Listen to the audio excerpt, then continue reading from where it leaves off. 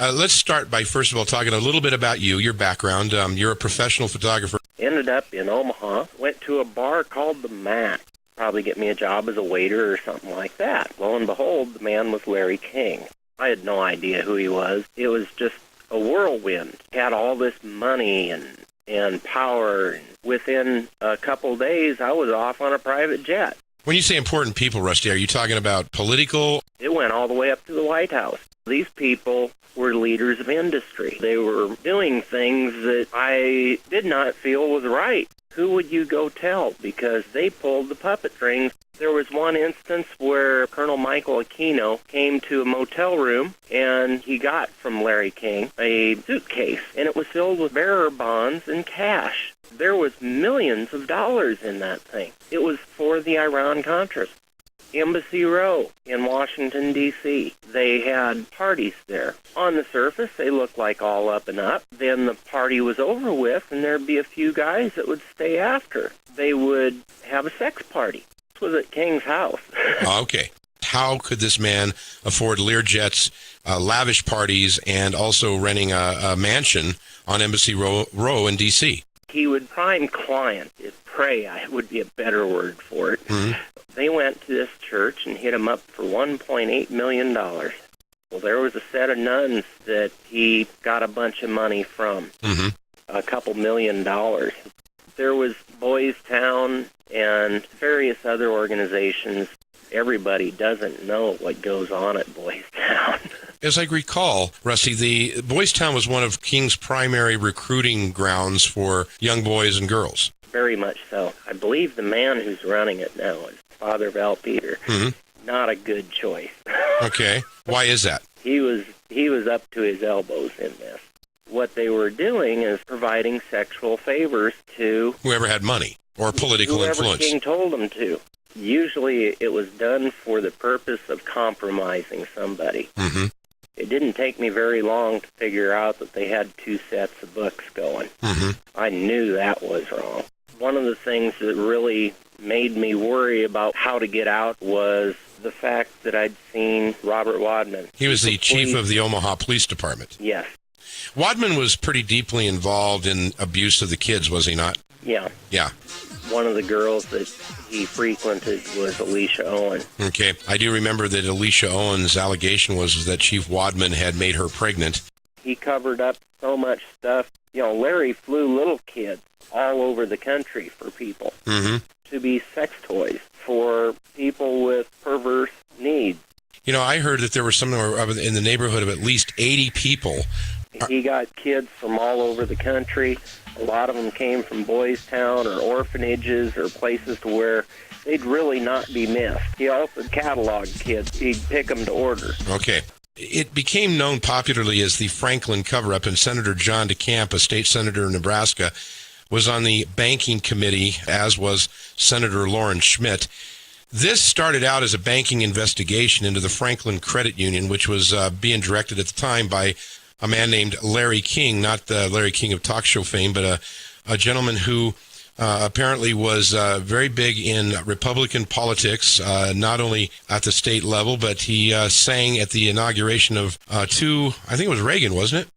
It was 1984 and 88. 84 and 88. And he was also head of the Black Republican Caucus. This guy was a mover and shaker in Republican politics.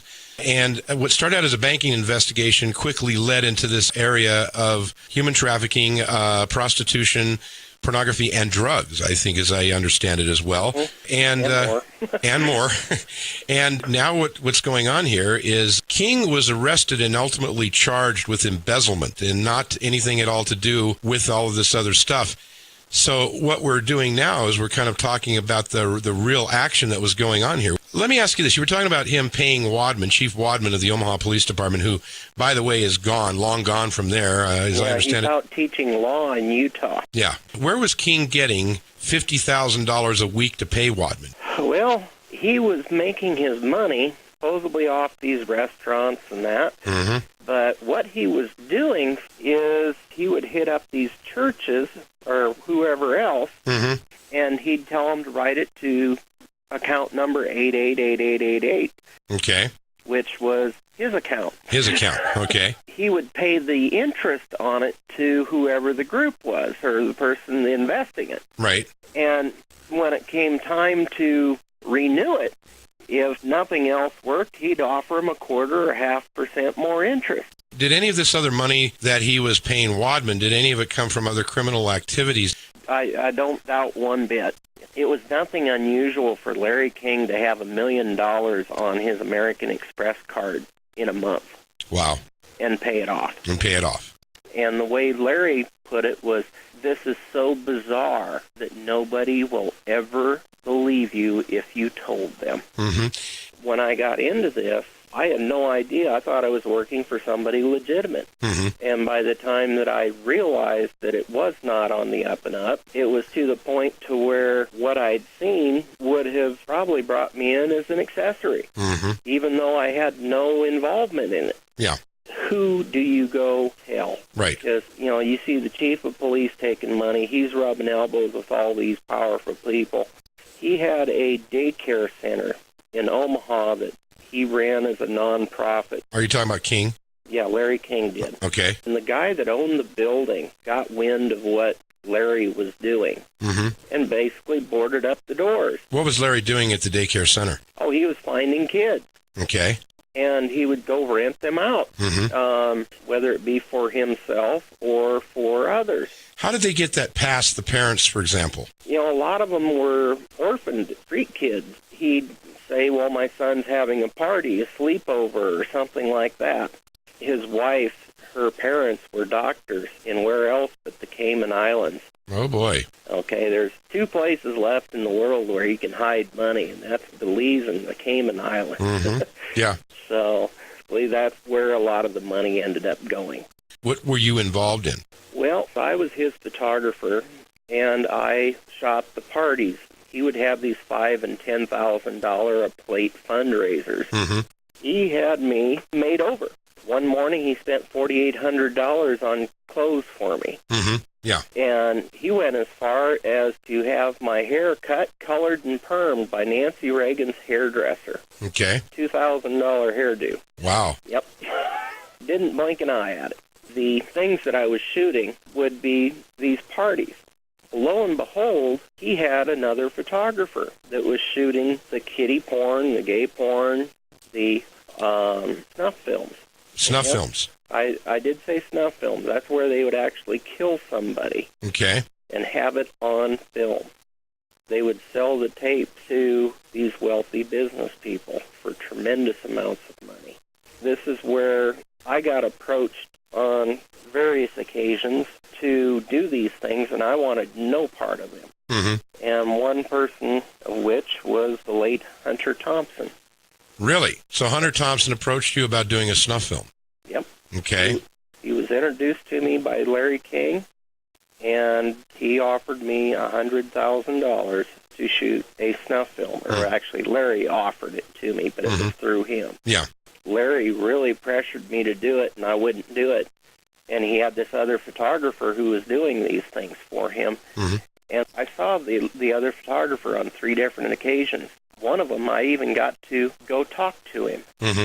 The guy had the same build that I had, pretty much, a little bit slighter, but he just happened to have the same curly, dark hair that mine had been made up to be. What do you attribute that to? What they were doing... Are they framing you? Yes. I was their scapegoat. They were passing me off at the parties where the families and all the attention was at. He would have one party that was the social gathering. You bring the wife, sometimes even the kids. Then after that, there would be a few people that would stick around or come back, and they would have a separate party. And that was these sex parties. Your wildest dreams and worst nightmares. Yes, that's what went on. Wow. Word about the president. For 7.5 years, I've worked alongside him, and I'm proud to have been his partner. And we've had triumphs. We've made some mistakes. We've had some sex setbacks.